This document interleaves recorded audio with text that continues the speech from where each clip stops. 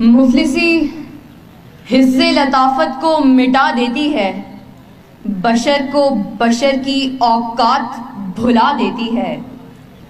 آؤ اس ماں کی زبانی بھی کوئی بات سنے، روز بچوں کو جو بھوکا ہی سلا دیتی ہے۔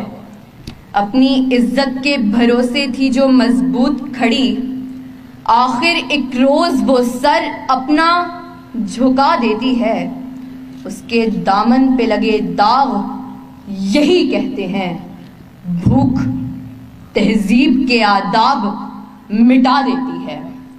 صدر علی وقار سردیوں کی ٹھٹھرتی ہوئی رات، منہ لپیٹے ایک مجبور ماں اپنے نومولود بچے کو ایدھی سینٹر کے باہر پڑے جھولے میں ڈال جاتی ہے۔ اس سے پوچھا گیا، کیا تجھے تیری ممتا ستائے گی نہیں؟ اس بچے کی سسکیاں تجھے رلائیں گی نہیں؟ اس کی چیخیں تیرے کانوں سے ٹکرائیں گی نہیں؟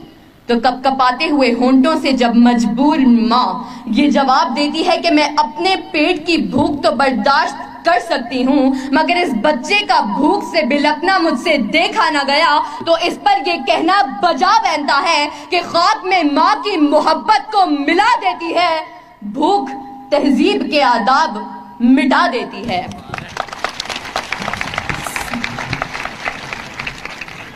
صدر علی وقار آج اس معزز اور باوقار ایوان میں قائد ایوان نے جو قرارداد پیش کی کہ ہم معاشی نہیں اخلاقی بدحالی کا شکار ہیں، میں اس کی بھرپور مخالفت کرتی ہوں، کیونکہ جس اخلاقی بدحالی کا رونا وہ رو کر گئے، وہ اخلاقیات تو خود معاشیات کی محتاج ہیں۔ قریب ہے کہ مفلسی تمہیں کفر تک لے جائے، اخلاقیات معاشیات کی محتاج ہیں۔ آئیے دلائل سے بات کرتے ہیں۔ روٹی کے چند ٹکڑوں اور قابل گزارا دودھ کی قلت سے تھر پارکر میں دم توڑنے والے مجبور بچوں کا اصل مسئلہ اخلاقیات نہیں معاشیات ہے۔ اسی شہر لاہور میں غربت سے تنگ آ کر بشرا نامی خاتون اپنے 2 معصوم بچوں کے ساتھ چلتی ہوئی ٹرین سے ٹکرا جائے تو اس کا اصل مسئلہ اخلاقیات نہیں معاشیات ہے۔ زرد چہرہ،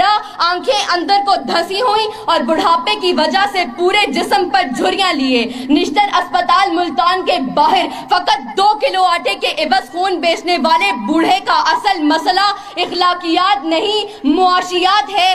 چہرہ بتا رہا تھا کہ مارا ہے بھوک نے، اور لوگ کہہ رہے تھے کہ کچھ کھا کے مر گیا۔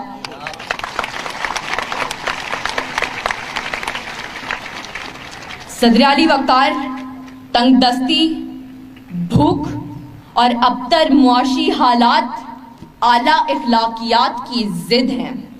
پہلے آپ تو تب ہوتا ہے کہ جب پیٹ کی بھوک اور غم روزگار نہ ہو۔ 2 × 2 4 روٹیوں کی بجائے 2 × 2 4 تو تب ہوتے ہیں کہ جب پیٹ کی بھوک اور غم روزگار نہ ہو۔ بیٹی کا 4 دیواری میں رہنا، خاندان کی عزت پر کٹ مرنا، یہ سب تو تب ہوتا ہے کہ جب پیٹ کی بھوک اور غم روزگار نہ ہو۔ چاند روٹی کی بجائے چاند میں چرخہ کاٹتی بڑھیا تو تب دکھائی دیتی ہے کہ جب پیٹ کی بھوک اور غم روزگار نہ ہو۔ فاقوں نے تصویر بنا دی، آنکھوں میں گول جو بھی چیز ہو روٹی لگتی ہے۔ اور تو اور عبادت اور ریاضت بھی تب ہوتی ہے کہ جب پیٹ کی بھوک اور غم روزگار نہ ہو۔ کون عاشق خدا کی ذات کا ہے، سارا چکر معاشیات کا ہے۔ صدر علی وقار آئیے زمینی حقائق کا جائزہ لیجئے۔ آج کشمیر میں مسلمانوں کو اپنے گھروں میں بند ہوئے 115 دن گزر گئے۔